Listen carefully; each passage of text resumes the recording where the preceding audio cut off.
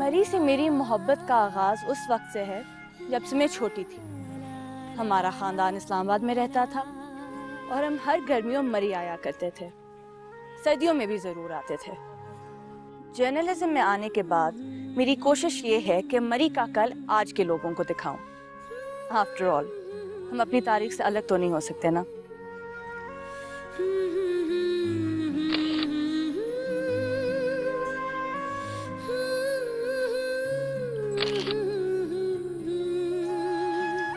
میری بائیں طرف سینٹ ڈینیس چرچ ہے، یہ 1857 میں بنایا گیا تھا، اور یہ جو پیسیج ہمیں نظر آ رہا ہے اس پر چلتے ہوئے ہم گیٹ سے باہر جائیں تو سامنے ہمیں کشمیر پوائنٹ نظر آتا ہے، اور کشمیر پوائنٹ بالکل واٹر ٹینکس کے سامنے ہے، اور ان واٹر ٹینک سے پورے مری کو پانی کی سپلائی کی جاتی ہے۔ اس بلڈنگ کی تصویر بنانی چاہیے۔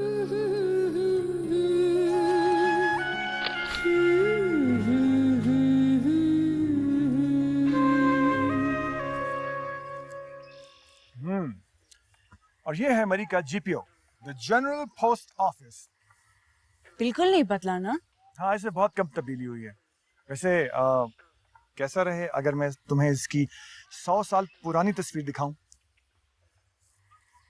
ضرور، لیکن اس سے پہلے میں اس کی ایک ابھی کی تصویر لینا چاہوں گا۔ اور یہ لاکوڈ ہوٹل کی تصویر ہے جو 1880 میں بنا تھا۔ اور مری کی جو پہلی ڈسپینسری تھی نا وہ یہ تھی۔ مسٹر فرینک لانگ وہاں کے ڈسپینسنگ کیمسٹ تھے، اور یہی ان کا گھر بھی تھا، یہاں وہ رہتے تھے۔ And it was formed in 1870. And this is Lawrence College، 1860 میں بنا تھا۔ یہ ہے کانوینٹ آف جیسس اینڈ میری کی تصویر جو 1904 سے بھی پہلے لی گئی تھی۔ پھر جب مری میں آگ لگی یہ اسکول بھی ڈسٹروائے ہو گیا تھا، لیکن اس کو دوبارہ سے ریسٹور کر دیا گیا۔ کون سا ایئر تھا وہ؟ 1915 I think۔ Absolutely۔ اسکولز کی بات چلی ہے تو یہ ہے سینٹ ڈینیس اسکولز کی بلڈنگ۔ کشمیر پوائنٹ پہ یہ ہے، اس میں بھی اتفاق کی بات ہے کوئی 1.5 یا 2 سال پہلے آگ لگی تھی، یہ بھی ریسٹور ہو چکا ہے، اور صرف ڈے اسکالرز کے لیے، ہاسٹلز ابھی نہیں کھلے ہیں۔ اور یہ ہے پریزنٹیشن کانوینٹ اسکول جو کہ مال روڈ پہ ہے، اور یہ ہے اولڈ گیرزن چرچ، اس کے ساتھ ہی یونائٹڈ کرسچن اسکول ہے۔ اور یہ ہے مری کلب کی تصویر جو 1870 میں بنایا گیا تھا۔ یہاں پر صرف گورے الاؤڈ تھے، نو انڈینز، نو کالی چمڑے الاؤڈ۔ صرف گورے؟ جی جناب، ہوٹلز تو گنتی گئی تھے یہاں پہ، 3 یا 4۔ اس کے علاوہ ڈاک بنگلوز بھی ہوتے تھے جہاں پہ افسران جا کے ٹھہرا کرتے تھے۔ ہاں، اور ہوٹلز میں 4 تو قابل ذکر ہیں، سیسل، لنٹارٹس، ویو فورس اور سیمز کیفے۔ یہ تب سے لے کے اب تک آپریٹو ہیں۔ اور لنڈن لائبریری میں خاتون کا خط ملا تھا جس میں انہوں نے سیسل، لاکوڈ اور برائٹن کی بہت تعریفیں کی ہیں، اور یہ جگہیں بھی ابھی تک قائم ہیں۔ لوکس لائک ہمارا آرٹیکل کچھ اچھا بننے والا ہے۔ I know, it's looking good. میری جان، عمارتیں تو اینٹ گارے پتھروں سے بنتی ہیں، تم نے تو آرکیٹیکچر پڑھا ہے، لیکن جو کام تم اب کرنے جا رہی ہو اس کے لیے ضروری ہے کہ تم ہسٹری آف ہیومن لائفز پڑھو، ورنہ تمہارا کام ادھورا رہ جائے۔ لیکن دادی اماں، یہ عمارتیں 200 سال پرانی ہیں، اتنی پرانی باتیں مجھے کون بتائے گا؟ اور اوپر سے ایڈیٹر صاحب کا فرمان ہے کہ میں نے پہلا آرٹیکل اگلے مہینے ہی سبمٹ کرنا ہوگا۔ میں تمہارے دادا کے ساتھ ان عمارتوں میں بہت گئی ہوں۔ دادی اماں، آپ کو یہ ساری باتیں یاد ہیں؟ آئی تھنک آپ کے البم سے مجھے بہت مٹیریل مل سکتا ہے۔ انسانوں کی داستانیں ایک نسل سے دوسری نسل تک پہنچتی ہی رہتی ہیں، Thank you, Dadi. I love you.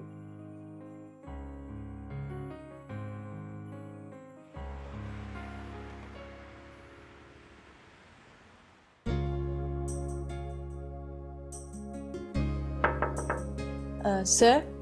Yes, come in.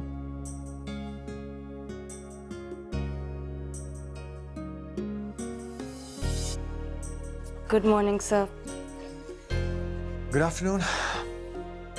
Sir, I'm sorry, मैं कॉन्वेंट स्कूल देखने चली गई थी. It's okay.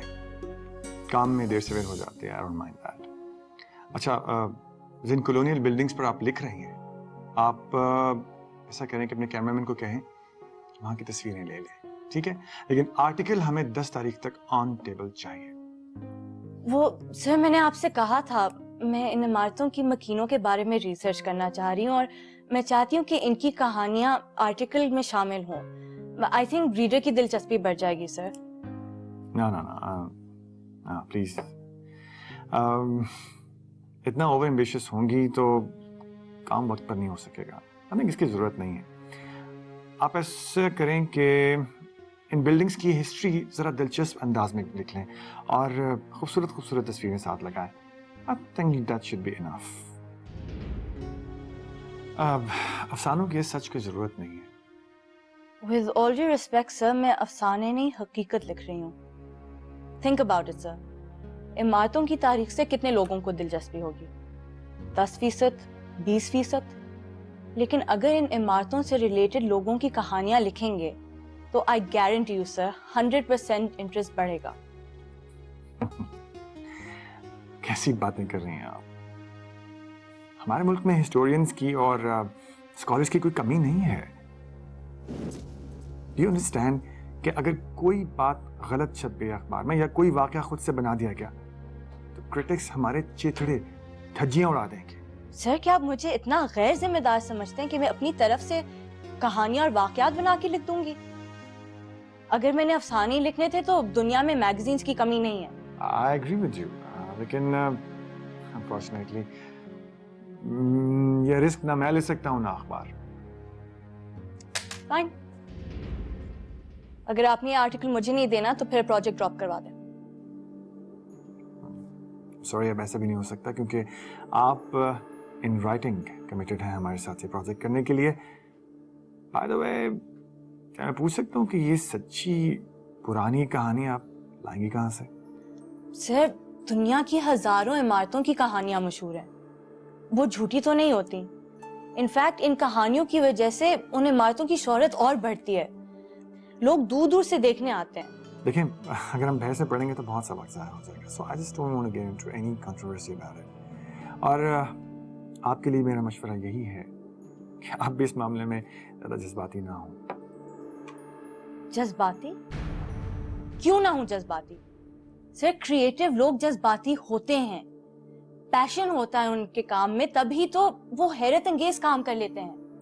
और इन माय केस मुझे भी कुछ काम करना है. सर, आपके एटीट्यूड से लग रहा है कि आप चाहते ही नहीं है कि मैं ये आर्टिकल लिखूं. And if that's the case then fine. ये आर्टिकल किसी और को दे दें, लोगों की कमी नहीं है. यहाँ पे बहुत सारे लोग हैं. लेकिन मुझे ये समझ नहीं आ रही कि आप मेरी मुखालिफत क्यों कर रहे हैं. या तो आपको मेरी सलाहियत पर शक है या आपको लगता है कि खवातीन अपना काम ही नहीं कर सकती. Either way, I'm sorry to say, but you've really disappointed me, Mr. Shazam. Thanks for your commenting. अखबार का जो फैसला था वो मैंने आपको बता दिया है. आप जो कह रही हैं वो मैं डायरेक्टर से कह दूंगा. इस तरह मुझे नहीं लिखना है. देखिए, आप जॉब कर रही हैं. जॉब के दौरान अक्सर ऐसा होता है कि हमें दूसरों के फैसलों को अपनी राय, अपनी मर्जी पर मुकद्दम रखना पड़ता है. And we have to do exactly what they say. Well, मैं ना कर सकती हूँ, ना करूंगी. किसी बच्चों जैसी बातें कर रही हैं आप. ये घर नहीं, दफ्तर है. यहाँ कुछ उसूल वज़ा करता है और हमें उन उसूलों के दायरे में रहकर काम करना पड़ता है. Hope you understand that. आप मेरी तौहीन कर रहे हैं. मैं अपना रेजिग्नेशन भिजवा दूंगी. मैं भी अपने उसूलों पे कॉम्प्रोमाइज नहीं कर सकती.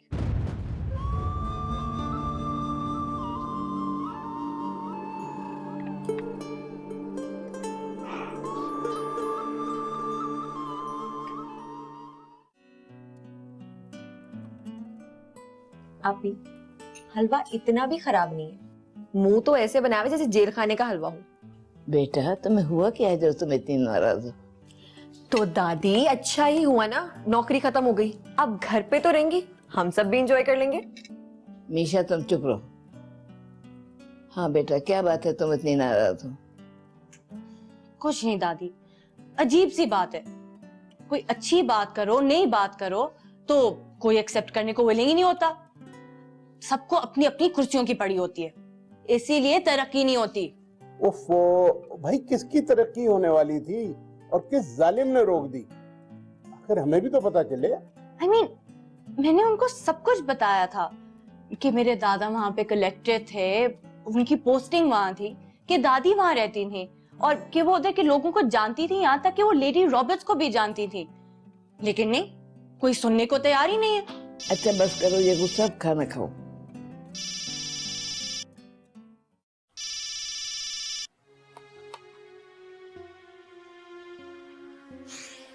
हेलो जी। ओह, आपके डायरेक्टर्स कैसे मान गए? जी मैं कल ऑफिस में आके डिस्कस कर लूंगी। नहीं जी मैं इस वक्त नहीं आ सकती, शुक्रिया। तो छुट्टी खत्म, ये वही थे ना अबुल हॉल साहब? चलो अच्छा है, आपका ड्रीम तो पूरा हुआ।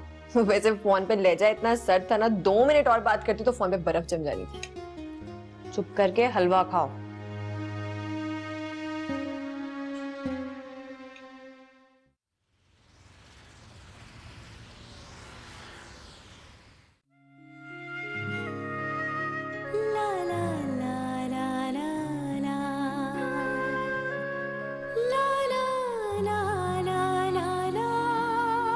आपको तो इस किस्म की फजूल ओपनिंग्स पे जाने का शौक नहीं था। हाँ मैंने कहा था, लेकिन कभी कभी तजस्सुस अक्ल पर हावी हो जाता है।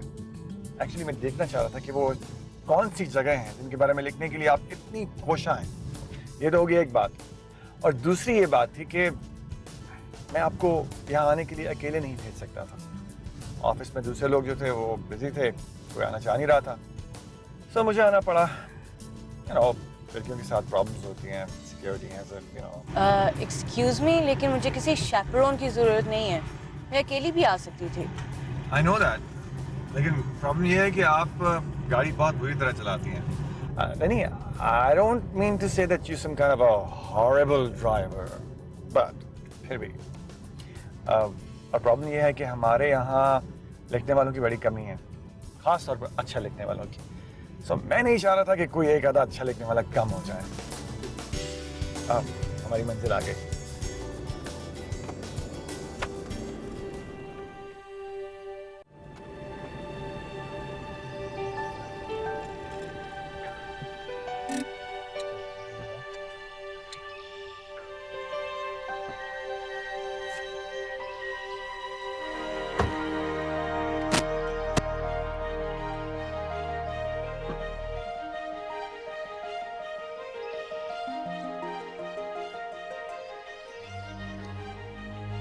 दादी अम्मा ने बिल्कुल सही तफसीलात बताई थी। जगह में बहुत कम तब्दीली हुई है। क्या बात है, बिल्डिंग से बातें हो रही हैं?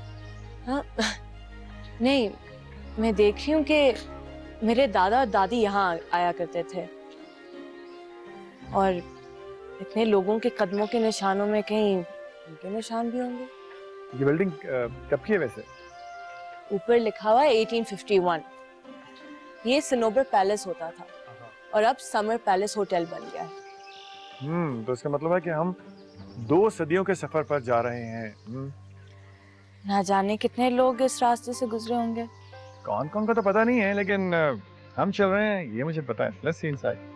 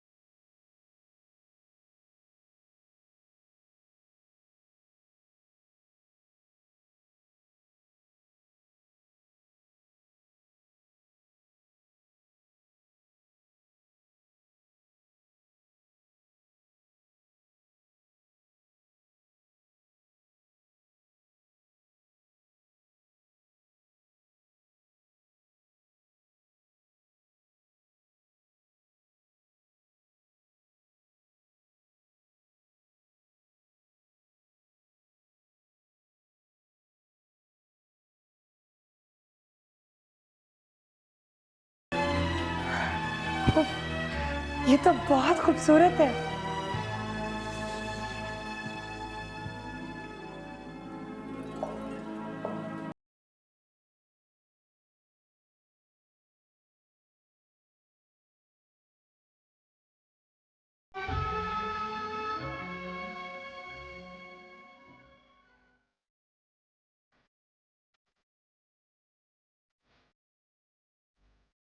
यहाँ तो बहुत सर्दी है।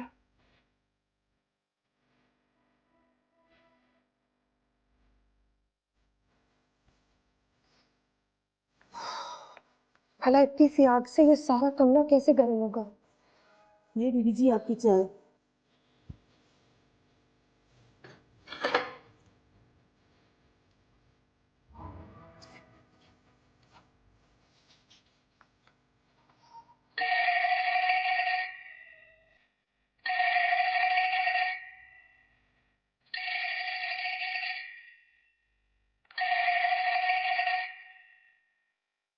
हेलो।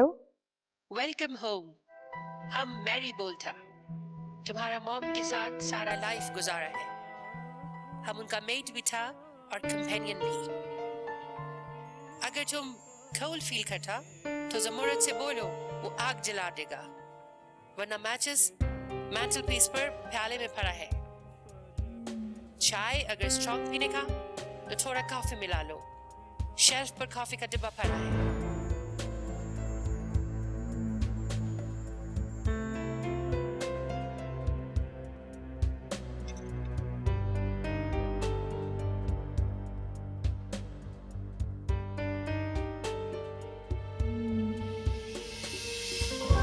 चाय तो स्ट्रॉन्ग है।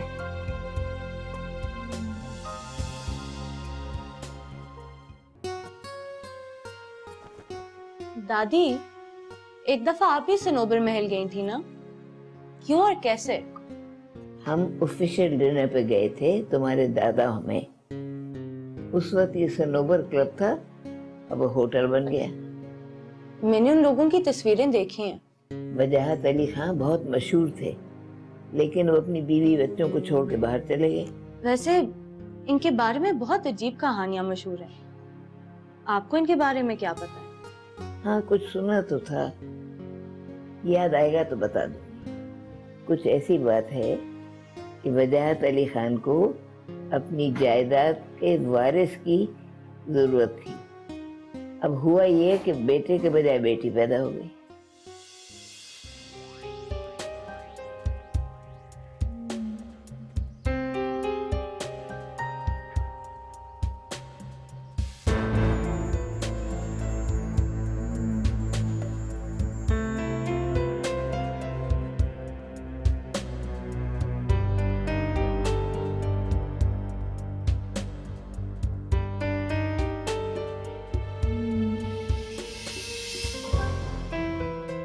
आप ब्रेकफास्ट शायद बहुत लेट करता है। सर्वेंट्स बहुत देर से वेट करता। माफ कीजिएगा, आज जरा देर हो गई। माफी का क्या बात है, तुम्हारा अपना घर है। जमूरत, गरम चाय लाओ।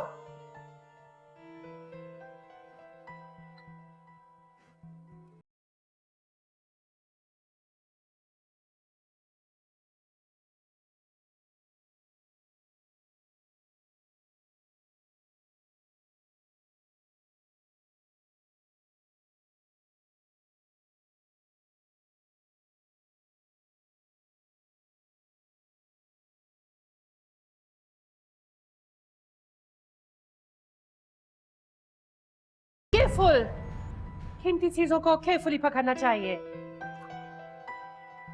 इसको मेंड कराना पड़ेगा। मगर ये टूटा तो नहीं है। खराश आ गई है, हम इसको मेंड करा लेंगे। जमुरत, शेज़ो बीबी को गार्डन दिखाओ। एंड यस, स्टेबल भी दिखा देना। तुमको राइडिंग आता है? सिटी का लड़कियों को कहाँ आता होगा, बट हमारा स्टेबल में बहुत से घोड़े हैं। तुम्हारा फादर बहुत अच्छा राइडर था। मैं भी सीखूंगी। बचपन से सीखना पड़ता है, बड़ा होकर बहुत मुश्किल से आता है। मैं कोशिश करूंगी। जमूरत, चलो।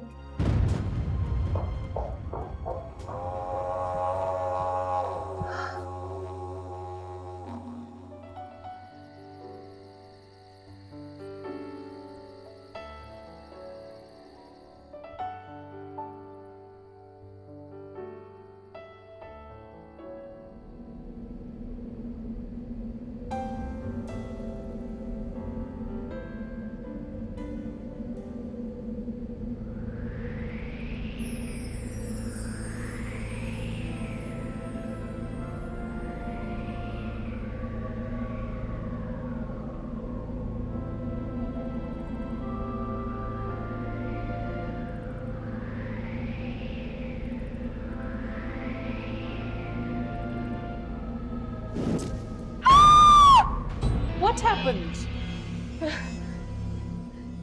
कैंडल्स बुझ गई हैं। कैंडल्स तो बुझ जाता है। तुम डरता है क्या? नहीं, लेकिन पर्दा हिल रहा था। पर्दा कैसे हिल सकता है? खिड़की तो बंद है। मुझे लगा जैसे किसी ने खिड़की खोली है और फिर बंद कर दी।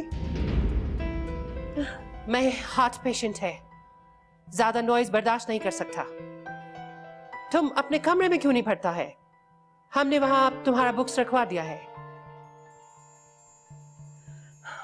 जी,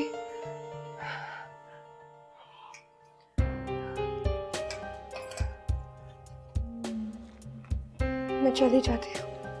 यस।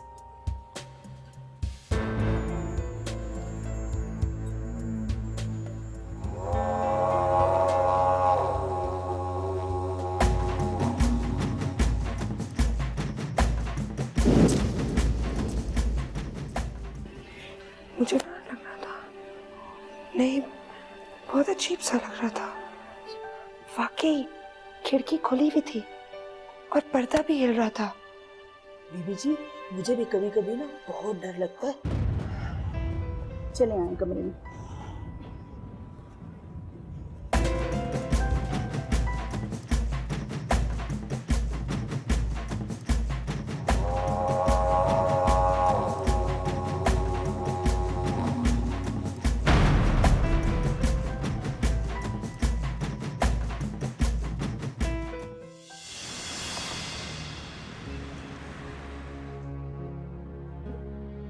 आपको टाइम का कुछ अंदाजा है? वो सॉरी सर, देर हो गई, पर एक्चुअली मैं चाह रही थी कि मैं ये आर्टिकल आज ही ख़त्म कर दूँ। I appreciate your efficiency, लेकिन ये है कि अगर आप सारी रात यहाँ बैठी रहेंगी तो आपके इंतजार में जूनियर स्टाफ भी यहाँ रहेगा, और मुझे भी रुकना पड़ेगा। तो मैंने आपको कब रोका है सर? बल्कि मैंने किसी को नहीं रोका। मैंने ये कब कहा कि आपने मुझे रोका है? मैंने ये कहा कि मुझे रुकना पड़ता है। मगर क्यों? ओह, क्यों? Let me think. शायद इसलिए कि ये मेरी जिम्मेदारी है। देखें, मैं नहीं चाहता कि मेरे जूनियर स्टाफ को किसी किस्म की कोई परेशानी हो, लेकिन अगर आप रात को इतनी देर तक यहाँ पे रुकेंगी तो परेशानी हो सकती है। सर, ये अखबार का दफ्तर है, यहाँ रात भर काम होता रहता है। हाँ, अखबार का दफ्तर ऊपर की मंजिलों में है, नीचे की मंजिल में मैगजीन का ऑफिस है जहाँ पे काम करने वाले लोग 6 बजे घर चले जाते हैं। सर, रात को बाहर चौकीदार भी होता है, मेरा ड्राइवर भी होता है, लोग आते जाते रहते हैं, so please don't worry about it. ये तो पाइन्स हिल लग रहा है। आई थिंक आप सनोबर महल के आर्टिकल पे काम कर रही थी। पहले वो आर्टिकल खत्म कर लेती, फिर इस पर आ जाती। सर, एक्चुअली दोनों इमारतों की कहानियां बहुत सिमिलर हैं और एक ही जमाने की हैं, 1896। एंड सर देखिए, मैंने रिसर्च किया है और मैं चाहती हूँ कि ये कहानियां साथ साथ लिखूं ताकि इनकी तारीख भी साथ साथ अनफोल्ड हो जाए। एंड आई मीन सर, एक ही जमाने और एक ही इलाके के लोग एक दूसरे को तो जानते होंगे, so I am sure that stories have intermingled. And मैंने इन तस्वीरों का इंतखाब भी किया सर, ये देखें, pines inn, Sanobar Mahal, Samni sanatorium, lady Roberts home and the church sir. Okay okay okay, like I said, I really appreciate it, लेकिन ये सारा काम एक ही रात में तो खत्म हो नहीं सकता। इसलिए आप उठें, घर जाएं, रेस्ट करें। मैं आपको इससे ज्यादा लेट ऑफिस में रहने की इजाजत नहीं दे सकता। I am sorry. सर आपको पता है पाइंजन एक सराय थी, वहाँ लोग आके ठहरते थे मगर उसकी रेपुटेशन कुछ अच्छी नहीं थी. I'll be really interested in knowing all this tomorrow. Time to go. It's late. Thank you sir. You're welcome.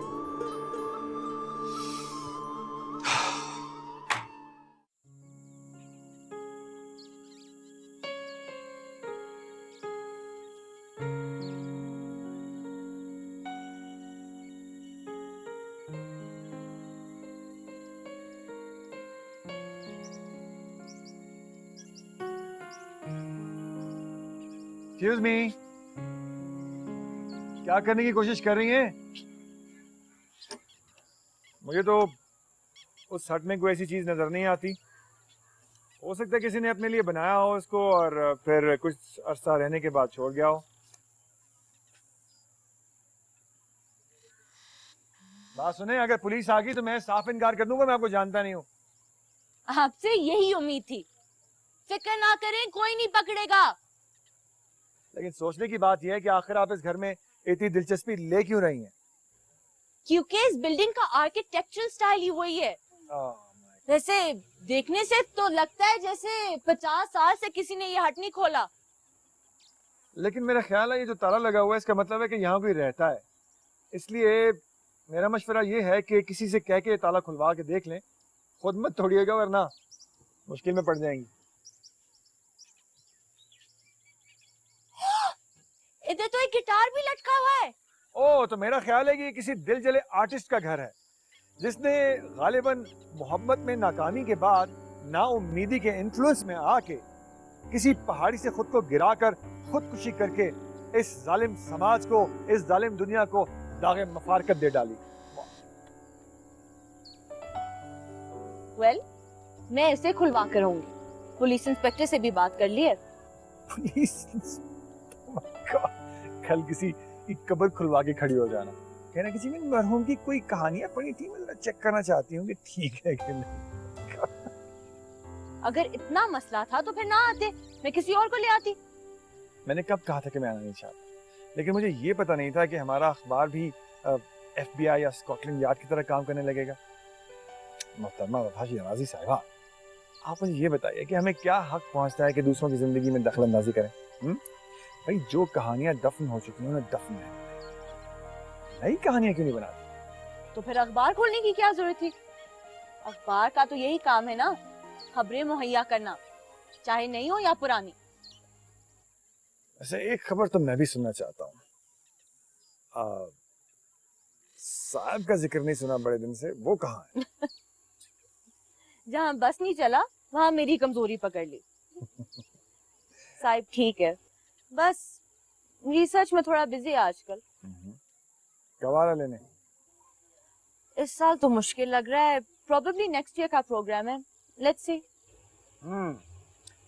अच्छा, tell me something. Do you believe in love? Don't you?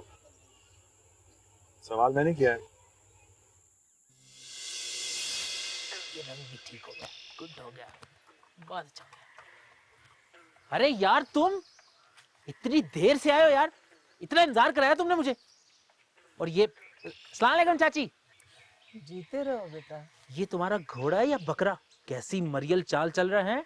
खबरदार आदिल, जो टाइगर के बारे में एक लफ्ज भी कहा हो तुमने. टाइगर, माफ कर देना, इसे क्या पता घोड़े और गधे में क्या फर्क होता है.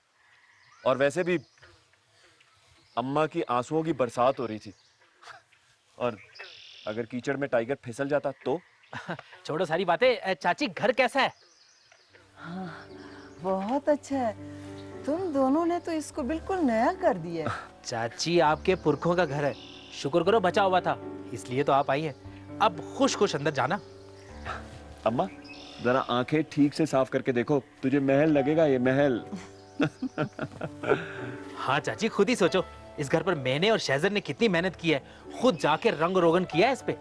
हाँ बेटा, तुम दोनों ने तो इसको बिल्कुल नया कर दिया है. अम्मा, बिल्कुल नया ही समझ. ये सारी खपरेल हमने तब्दील कर दी है इसकी, और ये खिड़कियां दरवाजे ये भी सब अपने हाथों से बनाए हैं. अब तो फिक्र ना कर, मजदूरी करके हम बहुत से पैसे कमा सकते हैं. चाची, अंदर चलते हैं. हाँ, बिस्मिल्लाहिर्रहमानिर्रहीम। तू क्या हंस रहा है? चल सामान उतार। सामान भी मैंने उतारना है क्या? हाँ ना, तूने उतारना है। उतार लेते हैं। अबे तो मारता है यार। अम्मा, पिंडी से मरी कितने दिनों में पहुंचते थे? तांगे 6 घंटे में रावलपिंडी से मरी पहुंचते थे और 4 घंटे में वापस आ जाते थे। किराया कितना होता था? 1 रुपया और 4 आने। ओह गॉड। और ये देखो, ये सारे सबूत हैं। पूरा तांगा का किराए पे लेना हो तो 30 रुपए है और अकेले आदमी है तो उसके 2 रुपए हैं। काश हम उस वक्त होते। वैसे उस जमाने में डोलियां भी होती थी और 4 कहार उठा के लेके जाते थे। बेटा, उस जमाने में तो तांगे और घोड़ा गाड़ियां ही चलती थी। उन्हीं में बैठ के लोग मरी जाते थे और अंग्रेज बहादुर की बग्गियां चलती थी।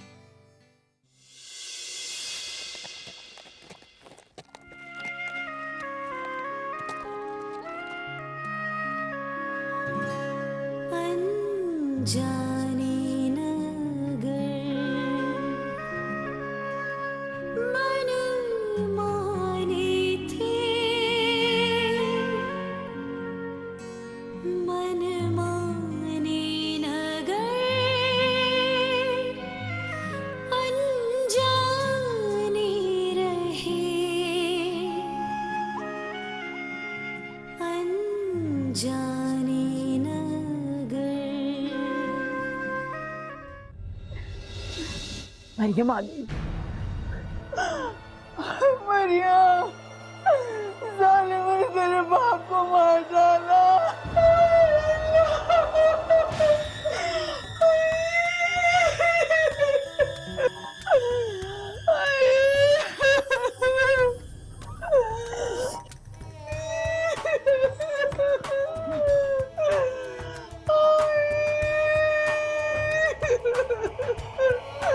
नहीं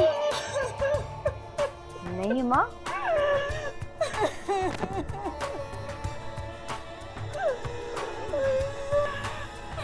अब्बा नहीं।